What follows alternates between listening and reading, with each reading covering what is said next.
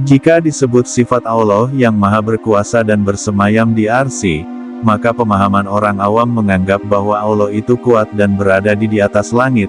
Jika disebut Allah itu maha pemurah dan maha rahman, maka orang awam membayangkan bahwa sifat Allah itu seperti orang yang dermawan, suka memberi dan murah hati, sehingga Allah itu sesuai dengan persepsi orang atau prasangka orang. Sesungguhnya pada tahap awal dan pada tataran awam, hal yang demikian itu tidak terlalu dipermasalahkan oleh para wali fikih. Mereka mempunyai anggapan bahwa ilmu agama itu harus diberikan dan dipahami oleh penganutnya secara bertahap. Dakwah para wali pun disesuaikan dengan tingkat pemahaman awam. Namun oleh Siti Jenar hal demikian itu yang dikritisi. Hal ini dapat dijumpai dalam pertanyaan Ki Ageng Pengging, yang telah selesai mendapatkan ilmu dari gurunya Syekh Siti Jenar, lalu memberanikan diri untuk meniadakan wujud Allah, bahkan menyebut nama Allah saja dianggap kebohongan. Mereka berpendapat keadaan segala sesuatu itu berasal dari manusia dengan sesama manusia sebagai saksi. Menurut ajaran Syekh Siti Jenar, Allah hanyalah nama karena Sang Khalik itu memiliki beberapa nama di setiap tempat. Sang Khalik disebut dengan istilah sesuai dengan tradisi sehingga menurut Syekh Siti Jenar, jika seseorang menyebut nama dalam berzikir, maka ia dianggap musyrik dan menyembah nama atau istilah, bukan menyembah keberadaan Sang Khalik. Pemahaman ini agaknya terpengaruh oleh konsep tasawuf para ulama terdahulu. Dalam teori kesufian, nama Allah memang dijumpai dalam Al-Quran. Tuhan disebut Allah. Pada mulanya nama Allah digunakan untuk menyebut sesuatu yang dianggap sebagai sumber asal-usul segala yang ada. Istilah Allah sebenarnya berasal dari kata aliha, yang artinya sesuatu yang membingungkan, mengagumkan, memikat hati dan mempesona. Dalam kesadaran setiap manusia ada sesuatu yang dianggap sebagai wujud darinya segala yang ada ini berasal. Wujud yang dirinya tak terketahui dan tak terjangkau manusia itu disebut sebuah misterium, tremendum, fascinosum, suatu misteri yang menimbulkan rasa kehebatan dan keingintahuan yang tak pernah habis-habisnya. Syekh Siti Jenar menganggap bahwa menyebut Allah adalah kebohongan, karena Allah hanyalah sebutan, sedangkan Sang Khalik memiliki banyak nama sesuai dengan siapa yang menyebutnya, sehingga kadang-kadang disebut Gusti Pangeran, Gusti Hyang Widi, Sang Hyang Mano dan sebagainya. Sebutan-sebutan itu hanya untuk memudahkan sang makhluk dalam mendekatkan diri kepadanya.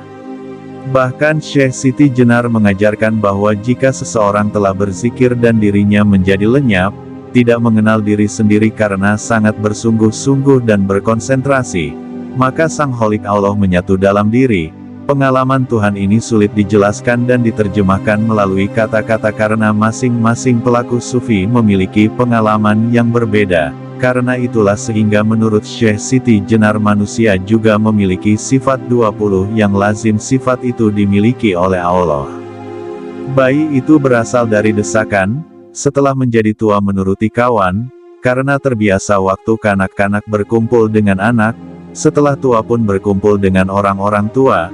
Berbincang-bincanglah mereka tentang nama yang sunyi hampa, saling bohong-membohongi, meskipun sifat-sifat dan wujud yang mereka bicarakan itu tidak mereka ketahui.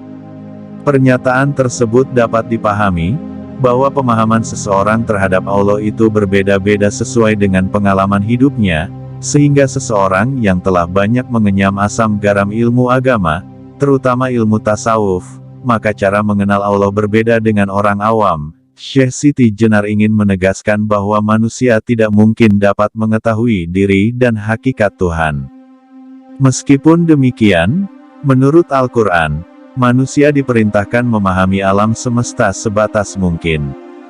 Hal tersebut dapat mengantarkan seseorang bisa mengetahui tanda-tanda bukti adanya Tuhan di seluruh alam semesta, dan terdapat dalam diri manusia sendiri.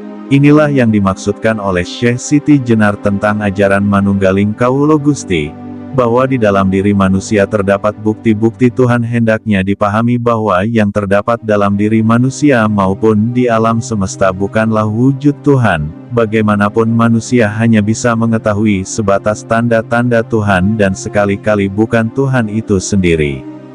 Menurut Sumardi, bahwa tanda-tanda Tuhan itu dalam Al-Quran disebut dengan dua istilah, yaitu, ayat, secara literal berarti tanda bukti, dan alam, secara literal, berasal dari kata alima artinya mengetahui. Kata alam berarti yang diketahui. Pengetahuan terhadap tanda-tanda tersebut akan mengantar manusia kepada pengakuan yang tulus akan kebenaran adanya Tuhan, selain akan memudahkannya dalam meraih fadilah Allah di dalam kehidupan. Seiring dengan perkembangan peradaban manusia, maka apresiasi pengetahuan dan pemahaman tentang alam semesta semakin lama semakin sempurna. Dengan perkembangan pengetahuan tentang alam membuat daerah misteri menjadi sangat sempit, walaupun tidak mungkin akan habis, sebab habisnya misteri akan sama artinya dengan diketahuinya Tuhan. Tuhan adalah misteri yang sejati dan tak akan pernah terungkap sampai kapanpun. Oleh karena Tuhan dianggap sebagai misteri sejati, maka Syekh Siti Jenar pun sulit untuk menjelaskan siapa Tuhan itu dan di mana Tuhan itu. Pernah ketika pertemuan pertamanya dengan Ki Kebo Kenongo, ditanyakan tentang hal itu. Namun Syekh Siti Jenar diam menyimpan misteri pula. Pemahaman misteri terhadap Tuhan juga diikuti oleh muridnya. Salah satu murid Syekh Siti Jenar Ki Cantulo mengatakan, meskipun Tuhan ada ya tidak dapat saya mintai apa-apa, saya minta kain dan nasi tidak diberi. Dijawab saya harus mencari sendiri, akhirnya kain batik, baju dan ikat kepala, serta sabuk saya beli sendiri di rombengan. Kalau pagi saya beli nasi sendiri dan cairan sayur, bagaimana saya dapat menyembah Tuhan? Sudah saya puja-puja dan saya sembah, ternyata Ia tidak tahu bagaimana memberi rezeki kepada saya, akhirnya segala sesuatu harus saya cari sendiri. Setiap hari saya mencari keperluanku karena diminta oleh mayat dan daging yang menumpang di jiwaku yang akan saya tinggalkan besok, sebab tidak dapat saya bawa pulang ke akhirat. Maksudnya bahwa Syekh Siti Jenar menganggap Tuhan itu ada, tetapi tidak bisa dibayangkan melalui nama atau melalui sifat-sifatnya. Adanya Tuhan dapat diketahui dengan bukti ciptaannya yaitu alam semesta. Tuhan tidak dapat disamakan dengan manusia. Jika terhadap manusia seseorang meminta langsung diberi, tetapi kepada Tuhan, ketika seseorang meminta kain dan nasi tetapi tidak diberi secara langsung, jalan Tuhan hanya menciptakan sebab akibat yang tersimpan dalam misteri alam semesta.